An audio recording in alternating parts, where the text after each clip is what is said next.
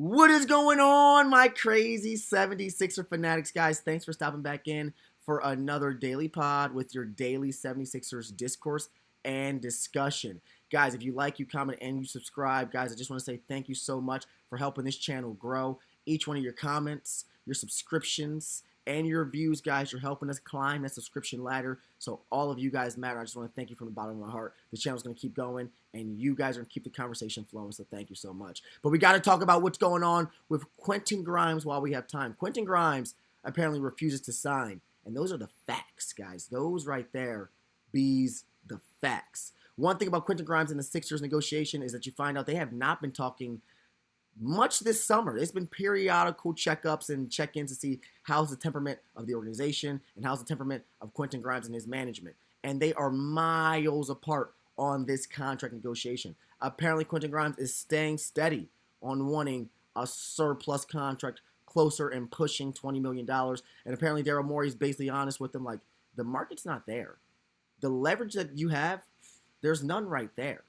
So Quentin Grimes and Daryl Morey and the Sixers are in a similar situation to what the Golden State Warriors and Jonathan Kuminga are being at. And it has nothing to do with the turmoil between the front office and the player. This is more contractual and only contractual. Quentin Grimes wants to get paid. Daryl Morey sees no reason to why he has to do that. But both sides are leaning and inching closer to a potential 4-year deal. Grimes is not opposed signing a 4-year deal with the team, with the organization, and Daryl Morey wants to lock Grimes down for a 4-year deal with a potential player option after that third. But the money's got to match up, guys, and with the money not matching up, here are the two likely scenarios according to Sixer reporter Tony Jones, who works with The Athletic. Him speaking on Quentin Grimes' contract negotiations, he says there are two likely scenarios as we head into Wednesday night. Grimes either takes the qualifying offer, which is an $8 million 1-year deal with a no-trade clause, or Grimes is taking a 1-year balloon payment where he'll be making max dollars for what the Sixers can offer while still staying under that second apron, and then he'll have a second-year team option, which will be a 2-year deal. Big money the first year, small money the second year, with a team option heading to that second year, which basically means Grimes will be used as a tradable asset or a tradable piece, which is exactly what he does not want, which is why Grimes is also seeking a trade kicker. And luckily for him, those Sixers are not above giving him extra money if they decide to move him. So Grimes is arguing for a trade kicker. Daryl Morey is arguing for a longer contract, 4 years, with kind of less money. Grimes want max money. There is a huge divide here. Will Grimes make $17, $18 million in 1 year and then go back down to a $9, $10, $12 million valuation later on? I'm not sure if that makes sense for him, because this year only, he could be playing big minutes, which means if you play big minutes, arguably, you deserve a big contract. If Grimes decides not to re-sign, though, guys, we got to talk about who will be that starting shooting guard for this team.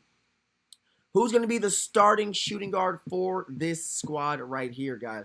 Obviously, the candidates that you can think about are the young guys from not only this draft, but last draft, Jared McCain and VJ Edgecombe. The good news about Jared McCain, he does have NBA experience. He's not a complete project player. You put Jared McCain in that starting shooting guard position, you know what you have. You have a knockdown shooter. You have a relentless and clearly a quick-fire three-point juggernaut of Jared McCain. You also have a potential ceiling and floor of Steph Curry and floor of Seth Curry, because defensively, he plays like a Curry. Defensively, Jared McCain plays like one of those Curry boys. And offensively, Jared McCain has come out and said that he models his game and not only idolizes, but also would like to mimic some of the workouts that Stephen Curry does. So again, ceiling of Steph, floor of Seth, because that defense is very Curry-like.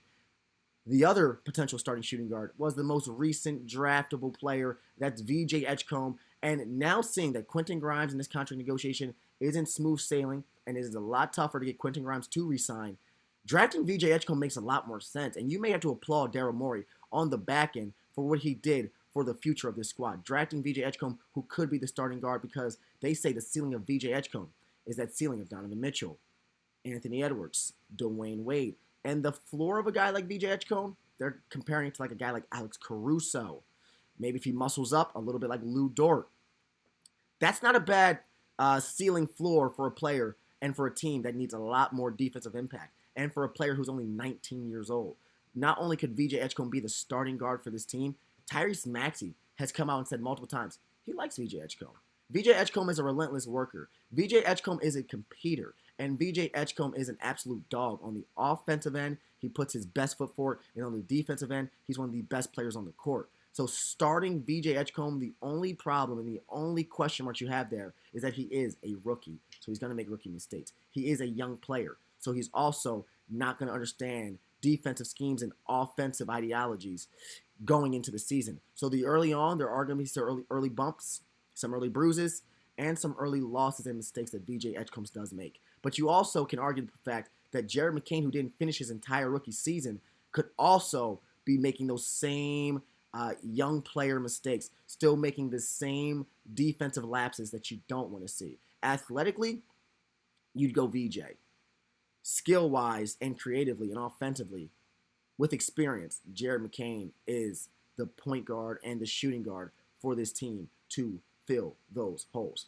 It's going to be interesting to see who's going to be the starting guard for the squad, because another thing you got to consider, if you take Jared McCain, you put him into that starting squad, and you don't have a guy like Quentin Grimes, where is the offense from the bench coming from? That puts a huge workload, a huge not only workload, but a huge usage load on a guy like VJ Edgecombe, who is a rookie, to be the high offensive point guard and shooting guard for that bench squad.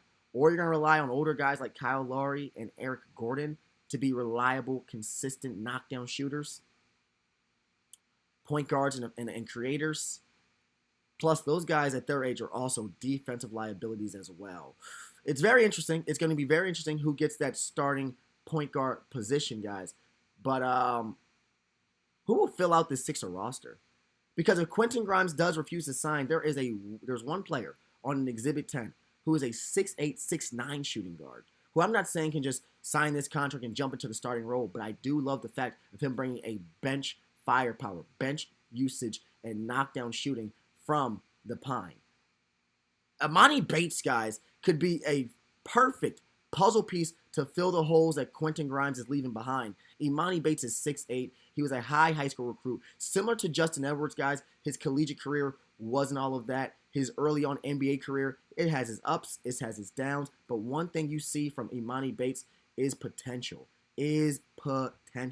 Just like Justin Edwards, he was a high recruit coming out of high school. And just like Justin Edwards, if you give him consistent minutes and a fleshed out role with a lot of opportunity and room to make mistakes, Imani Bates could be great.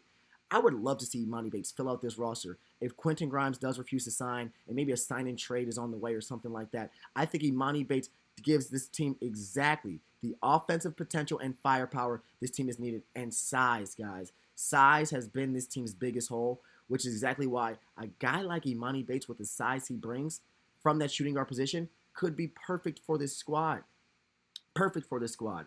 And speaking of filling out this roster, guys, I want to talk about a guy on this roster that Sixer fans may be underestimating.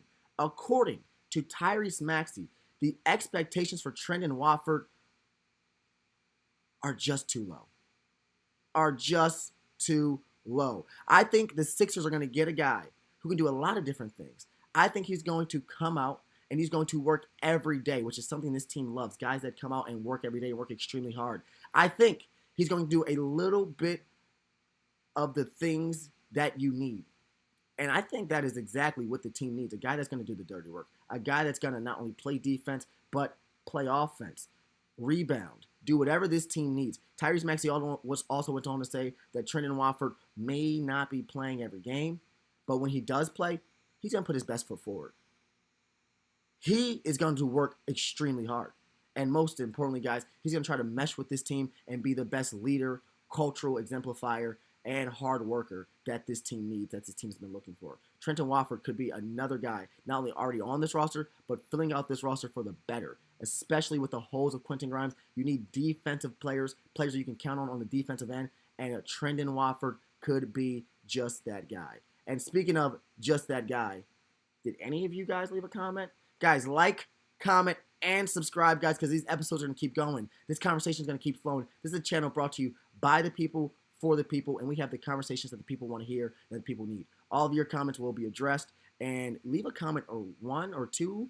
If you leave a comment or two, guys, we read more than a few. We read all of your comments. In our next episode, we'll be addressing all of your crazy comments. So make sure you like, you comment, and you subscribe, guys, because this Quentin Grimes news is only getting crazier. Only getting crazier, especially if he doesn't resign. Plus, they're flying to Abu Dhabi soon. We're going to talk about all that in the next episode, guys. Thanks for liking, thanks for subscribing, and thanks for dropping in.